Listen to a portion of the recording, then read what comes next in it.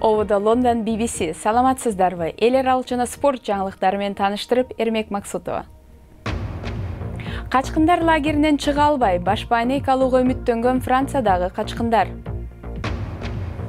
Трампты билекке алып келүү максатында Россия менен тымызын сүйлөшүү болгон деген имиштерди иликтөөгө калыстар коллегиясы чакырылды.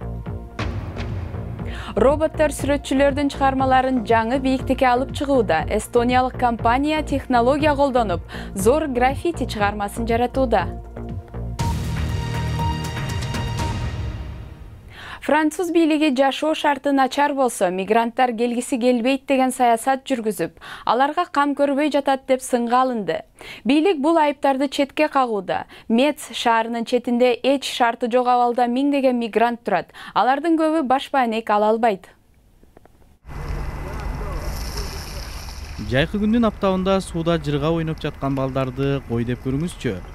Бирок шаар сыртындагы эски чатырлардан турган бул лагерь алардын үйү. Айрымдар бул жерде саналуу эле күн өткөрсө, кээ бирлери бир нече айлап жашайт. Бир нече адам бир кичине чатырга тыгылып алышат. Келемиш көп, тараткана жетишпейт. Жакшылыктуу жардам жок деп нааразы болуп жатышат. Навруз Ирактын түндүгүндөгү Ирбил шаарынан келген. Бул жерде жашап жатканына 4 ай болду. Көптөн бери кетейин деп жүрөт. Бул жерде жашоо оор, Англияга баргым келет. Бирок ал өлкөнүн чек арасы жабык, акча да көп керек. Европанын бай өлкөлөрүндө мигранттар баш калкалаган ушундай лагерлер кадыресе көрүнүш болуп калды. Франция бул мигранттарга атайын жардам бербей жатат дегендер да жок эмес. Ушундай саясаттын кереги бар беле? Эч акыбети жок. Менин оюмча, Францияга кирген адамдарга түзүлгөн шарт алардын өздөрүнүн өлкөсүндөгү шарттан жакшы болгон жок. Бийлик өз кезегинде бул сын дооматтарды четке кагууда. Биз бул аймакта 5000ге жакын кишиге үй бердик. Мамлекет каалабаса качкындарга баш калка жай берет беле. Франциядан жардам көп эле келип жатат. Бирок бай батыштын түйшүгү да көбөйүүдө. Ал эми мигранттар менен алардын балдарынын келечеги көп жагынан бүдөмүк бойдон калууда. АКШ президенттигине сүрөп Россия шайлоого кийлешкени тууралуу эмешке байланыштуу Трампка карата кысым күчөдү. Ишти иликтеген Роберт Мюллер калыстар коллегиясын чогутту. Коллегия Трамптын үй бүлөсү менен Россиядагы адамдардын ортосундагы байланыштын далилдерин карайт. Бирок өткөн түнү президент Трамп Россиянын кийлигишүүсү жөнүндө имиштерди сынга алды.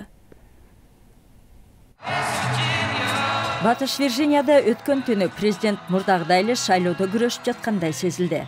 Ал өзү жана анын жактоочулары былтыр ноябрдагы шайлоодо Россия менен эч кандай тымызын сүйлөшүү болгон эмес дешүүдө. Эми бул ишке чоң калыстар киришти. Иликтөө иштери жаңы деңгээлге өттү. Бирок президент мурдагыдай эле күжүрмөн формада. Россия жөнүндөгү сөздөр ойдон чыгарылган. Бул жөн гана америкалык саясаттын тарыхындагы эң чоң жоготууга шылтоо болуп жатат. Андан башка эч нерсе жок.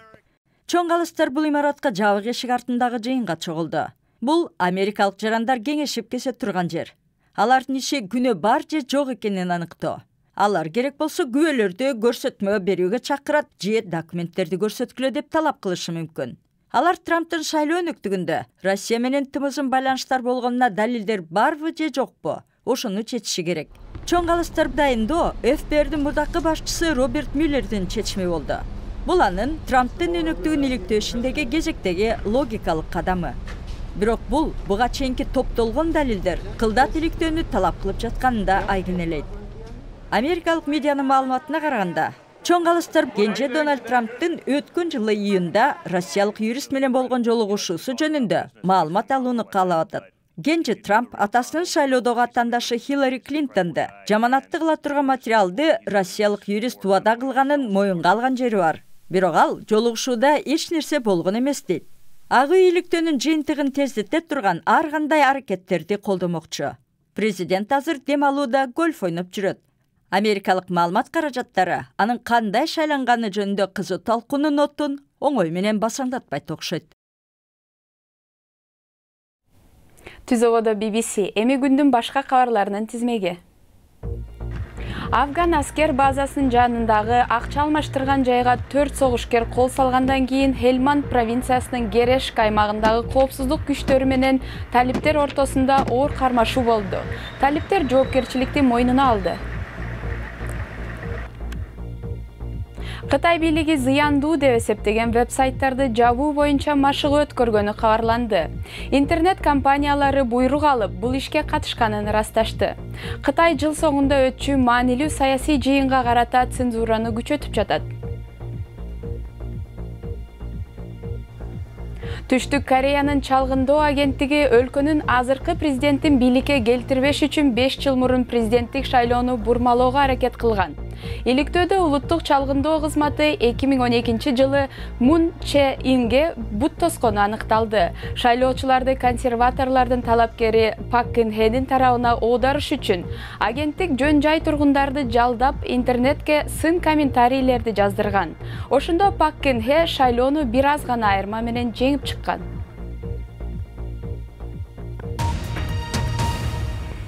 Бүгүн жума, демек кезек клик берүүбүзгө келди. Технология тармагында кандай жаңылануу жана ачылыштар болгону тууралуу баарын айтып беребиз.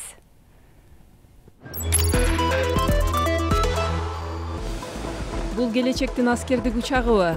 АКШнын деңиз флоту электромагниттик энергия менен кубатталган алгачкы аскердик учагын жарыялады. Армиянын деңиз күчтөрү жаңы ыкманы колдонуп, аскердик учакты абага ийгиликтүү көтөрдү. Сынак USS Gerald Ford аттуу кемеде болду. Жогорку технология менен курулган өтө тез ылдамдыкта жүрө алган Hyperpool бир транспортту өзүнүн алгачкы сапарын аткарды. Сынак Невада чөлүндө курулган түтүктөрдүн ичинде болду. Ылдамдык саатына 308 километрди түздү. Негизги максат бул транспорт аркылуу жүргүнчүлөрдү саатына 1046 километр ылдамдыкта жеткирүү. Ойлоп табуучулар бул жашоону сезилерлик өзгөрттү деп жатышат. Бирок буга миллиарддаган каражат жана убакыт керек. Сүрөтчүлөрдүн тобу роботтордун жардамы менен жаңы жетишкендикке ээ болуп жатат. Алар каралбай калган электр станцияда роботторго коюлган 5 башка түстү колдонуу менен абдан зор шедевр тартышты. Эстониялык компания чоң граффити искусствосун жаратуу үчүн ушундай робот технологиясын колдонууда. Чеберчиликтин чеги жок деген ушул.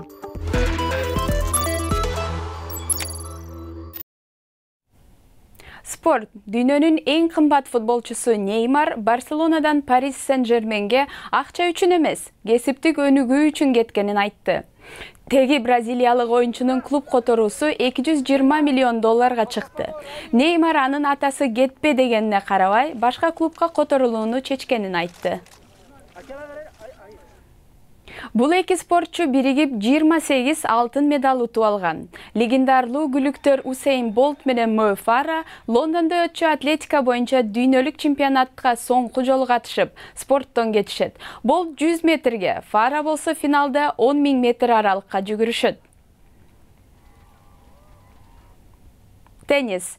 Энди Муррей травма алып Канаданын Роджерс кубогунан чыгып калды. Биринчи дүйнөлүк ракетка Уимблдон турниринде алган травмасынан толук сакай элек.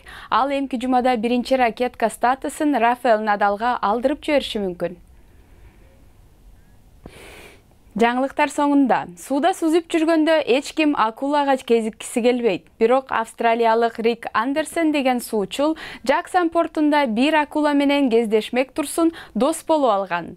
Алардын достугу 7 жылдан бери уланып келатат. Канкор деңиз жандыгы Рик менен алгач ирет жолуккан жерге келип, ага эркелеп алып кетет. Ысык-көлдө ырас акула жок. Интернетибизге чакырам. Дарегибиз bbc-kyrgyzcha.com. Сайтыбыздан жаңылыктарды окуп, радиобузду да уга аласыз. BBC жаңылыктарын Facebook, Twitter жана YouTube'дан да таба аласыз. Ал үчүн бизди BBC Кыргыз деп издеңиз.